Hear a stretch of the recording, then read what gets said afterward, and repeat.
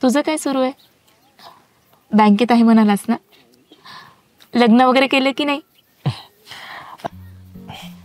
नाही, लग्न नाही केलं, पण वगैरे वगैरे केले.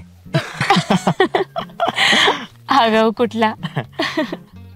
हो, शाळेत असताना आगाऊ नव्हतो, आता झालं. तेव्हा आगाऊ असतो तर परत परत विचारलं असतं तुला, माझ्याशी लवशिप करशील का? तू पण ना. बर, पुढे काय करायचं ठरवलेस? राहिलेलं शिक्षण पूर्ण करावं म्हणतो, म्हणजे निदान नोकरी तरी करता येईल. आणि लग्न? लग्नाचा काही विचारच करत नाहीये मी.